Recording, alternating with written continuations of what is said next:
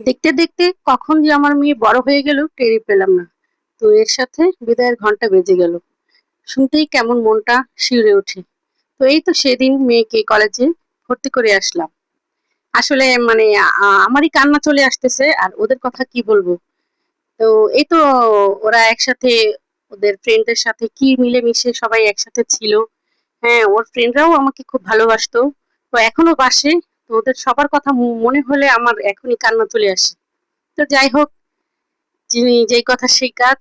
তো আজকে চলে গেল সকাল সকাল মেয়ে কলেজে। আসসালামু আলাইকুম, ওয়েলকাম টু মাই চ্যানেল গানে গানে আমার লাইফস্টাইল। তো যেটা বলছিলাম আর কি, তো আজকে সকালে মেয়ে কলেজে চলে গেল। আজকে ওর বিদায় ছিল। তো বিদায় অনুষ্ঠানে চলে গেল। তো আমি এখানে চাটা খেয়ে নিলাম। নাস্তা খেয়ে নেওয়ার পরে তারপর রান্না বসালাম।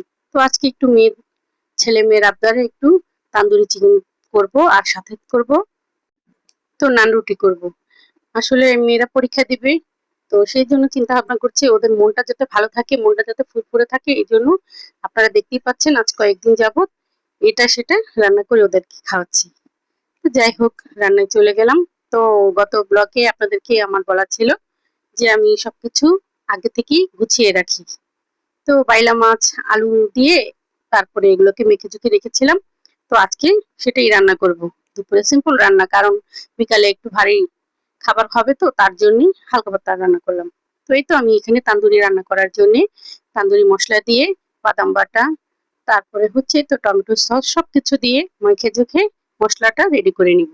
আর ওইদিকে আমি তান্দুরি চিকেনটা ভেজে নিয়েছিলাম। তো এই তো এখানে আমি পেঁয়াজটাকে একটু লাল লাল করে মশলাটাকে ভালোভাবে এখানে দিয়ে দিব। তো দিয়ে দেওয়ার পরে ভালোভাবে এটাকে কষাবো। উম, ভালোভাবে কষানোর পরে হচ্ছে দেখবেন এই তো এখানে তেলগুলো উপরে ভেসে উঠছে। তো তারপরে দিয়ে দেবো ভেজে রাখা তান্দুরি চিকেন গুলো। তো এগুলোকে ভালোভাবে আর কি উল্টে পাল্টে তারপর হচ্ছে এখানে আমি দিয়ে দিব একটু পানি। পানি না, একটু দুধ সাথে অ্যাড করবো আর কি, করে তারপর হচ্ছে ওখানে দিয়ে দিলাম। ওটা হতে থাক, আর এইদিকে আমি নান রুটি বানানোর জন্য এখানে দিয়ে দিলাম একটু দুধ আর কুসুম গরম পানি, সামান্য একটু চিনি আর হচ্ছে ইস্ট। তো তারপর ময়দাটাকে দিয়ে ভালোভাবে মেখে জুখে একটু ঘি দিয়ে রেখে দেব এটাকে অ্যাক্টিভ করার জন্য।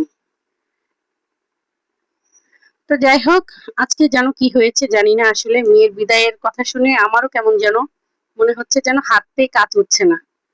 তো সামনেই ওর পরীক্ষা, জুনের 2 তারিখে ওর পরীক্ষা। তো সবাই আমার মেয়ের জন্য দোয়া করবেন, আর শুধু আমার মেয়ের জন্য না, তো যারাই আমার মেয়ের বয়সী আছে তাদের সবার জন্য রইলো আমার দোয়া।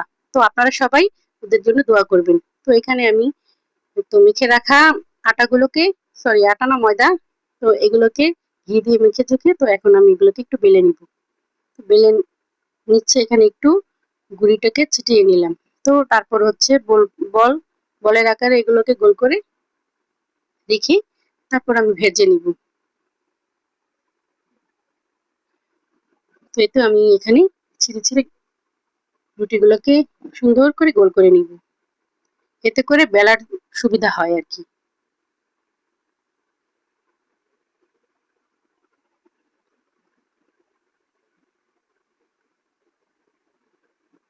তো সুন্দরভাবে তো আমার বেলা শেষ গোল করা। এখন আমি যে রুটিগুলোকে ভালোভাবে বেলে নিব।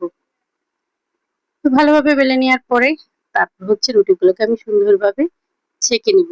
তো আপনারা কিন্তু এই পর্যায়ে ভালোভাবে, কেউ যদি গার্লিক নান খেতে চান, তো এই পর্যায়ে ভালোভাবে রুটিটাকে বেলে উপরে একটু ঘি ব্রাশ করে কুচি করা রসুন কুচি সুন্দরভাবে দিয়ে দিবেন, দিয়ে তারপর ছেঁকে নিবেন।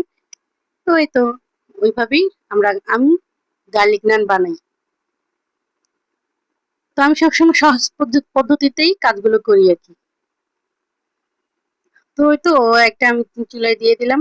তো আরেকটা রুটি আমি যেখানে বেলে নিচ্ছি, তারপর হচ্ছে এগুলোকে উল্টে পাল্টে দিব। তো আমি কয়েকটা নানের মতো বানিয়েছি, আবার কয়েকটাকে ঘি দিয়ে সুন্দরভাবে ভেজে নিয়েছি। তো আমি একটু ঘি দিয়ে আর কি পরোটা খেতে ভালোবাসি, তার জন্য ওভাবেই বানিয়ে নিয়েছি আর কি কয়েকটা।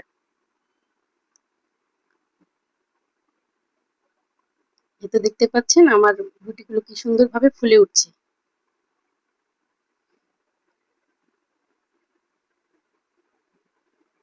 তো এভাবে করে আমি উল্টে পাল্টে সবগুলো রুটি গুলোকে ভালোভাবে ভেজে নিলাম।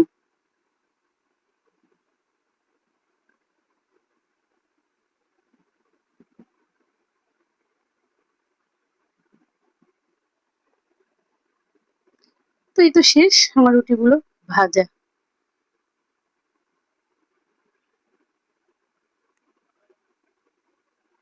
তো এই তো বাকি যে কটা ছিল এগুলোকেও সুন্দরভাবে ঘি দিয়ে ভেজে নিলাম। তো কে কে আমার মতো এরকম খাবার পারি না রে, খাবার পারি না, মরার মুখে রুচি নাই, আহা সেই স্বাদ।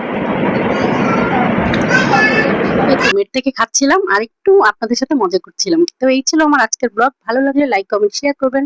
ভালো থাকবেন, সুস্থ থাকবেন। আসসালামু আলাইকুম।